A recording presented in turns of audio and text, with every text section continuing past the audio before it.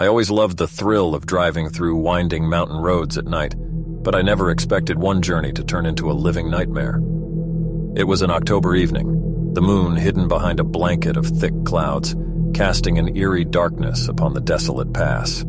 My friends and I embarked on a road trip seeking adventure in the remote and haunted mountainous region. As the engine hummed, I felt the anticipation building within me.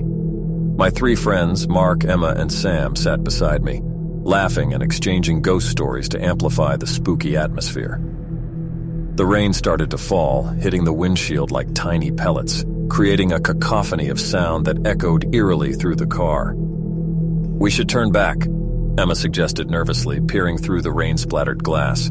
"Nonsense, this is going to be the most thrilling experience of our lives," Mark replied with unshaken enthusiasm. I took a deep breath, trying to suppress the unsettling feeling creeping up my spine. My hands gripped the steering wheel tightly, but I couldn't resist the allure of the unknown. The allure of the forbidden pass was too strong to resist. The road grew narrower as we ascended further into the mountains. With each turn, the darkness seemed to deepen, swallowing us whole. The only source of light was the car's headlights, casting long, distorted shadows that danced along the edges of the road. I could feel the isolation setting in, and I couldn't shake off the sense that we were being watched. As we approached a particularly sharp turn, the headlights caught a fleeting glimpse of something strange lurking in the woods. A shadowy figure with glowing eyes that seemed to lock onto ours before disappearing into the blackness. I chalked it up to imagination, but the uneasiness remained. The rain intensified, reducing visibility and making the road slippery. We slowed our pace, and the jokes and laughter from earlier gradually faded away. Silence enveloped us, amplifying the sound of raindrops tapping the car's roof like ghostly fingers. Suddenly, the car's headlights flickered and the engine sputtered for a moment before resuming normalcy. My heart skipped a beat, and I glanced at my friends whose faces were pale with fear. "Don't worry, it's probably just a glitch," I tried to reassure them, though my voice was shaking. We continued our ascent, but the car's strange behavior persisted. The headlights flickered again, and this time they went completely dark, leaving us engulfed in absolute darkness. Panic gripped us as we realized we were stranded on the deserted mountain pass. "I have a flashlight in my bag," Sam said, scrambling to retrieve it. The beam of the flashlight cut through the darkness, providing some solace amidst the gloom. "We should find a place to take shelter until the rain stops," Emma suggested, her voice trembling. I agreed, knowing we couldn't stay in the car in the middle of the pass. We set out on foot, the rain soaking us to the bone and the chill gnawing at our souls. The flashlight illuminated the path before us, but it also cast long, eerie shadows that seemed to take on sinister forms. After what felt like an eternity of walking, we spotted an old, abandoned cabin nestled among the trees. Relieved, we hastened our steps and sought refuge inside. The cabin exuded an ancient, malevolent energy, but at least it offered shelter from the storm. Once inside, we huddled together for warmth, trying to quell our rising anxiety. The dim light from the flashlight danced around the dusty room, revealing symbols and strange markings on the walls. "What is this place?" Mark whispered, his voice barely audible over the howling wind. "I don't know, but I have a bad feeling about this," I replied, my mind reeling with fear. As we tried to make sense of our surroundings, a deep, guttural growl reverberated through the cabin. My blood ran cold and I felt an ominous presence closing in on us. Shadows seemed to materialize, twisting and writhing like malevolent spirits. "Something's not right here," Emma stammered, her eyes wide with terror. Before we could react, the cabin door slammed shut, sealing us inside with an unseen force. The flashlight's beam flickered, then died, leaving us in pitch-black darkness. Our screams echoed through the cabin as we stumbled over each other in a desperate attempt to escape. But there was no escape. The darkness pressed down on us like a suffocating weight, and a chilling silence filled the air. I fumbled in my pocket for my phone, praying that it had some charge left.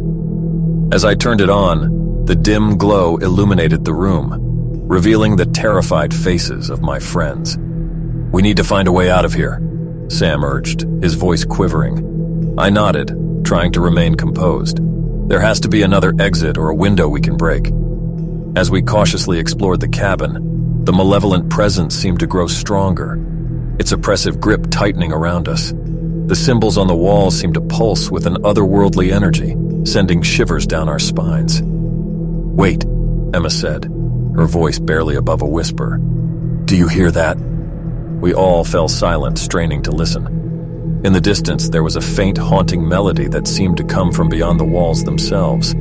It was a tune of sorrow and despair, sending a wave of dread through us.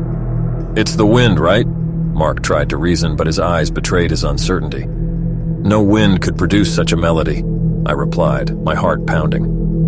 We continued our search for an escape route, but the cabin seemed to warp and shift around us, confusing our sense of direction. The walls seemed to close in, and the shadows danced menacingly, whispering secrets that we couldn't comprehend.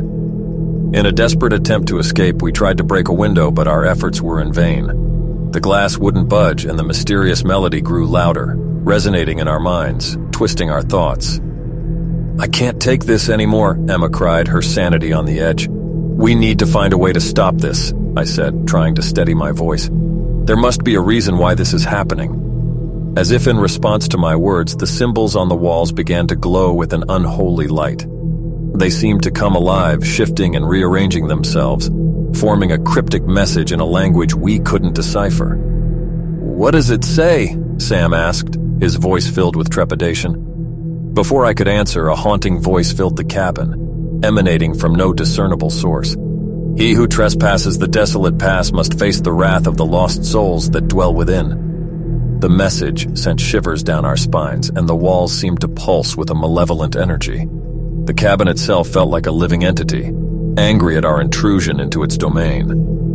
"We have to get out of here," Mark shouted, his voice desperate. But the door remained sealed shut, and our attempts to escape were futile. The melody grew louder, reverberating through our very souls, threatening to drive us to madness. In a last-ditch effort, I decided to confront the symbols on the walls.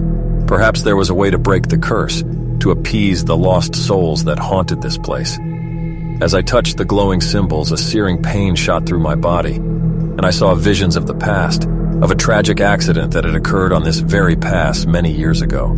The souls of the deceased were trapped, unable to move on, and their anger and grief had turned this cabin into a cursed sanctuary.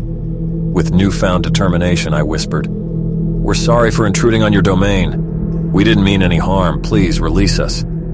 The cabin seemed to respond, the symbols glowing brighter before fading away. The haunting melody subsided, replaced by an eerie silence. In that moment, the door creaked open and a gust of wind rushed in, carrying with it a sense of liberation. We hurriedly stumbled out, our hearts pounding with relief. As we stood outside the cabin, the rain had finally ceased, and the moon emerged from behind the clouds, casting an ethereal glow on the mountains.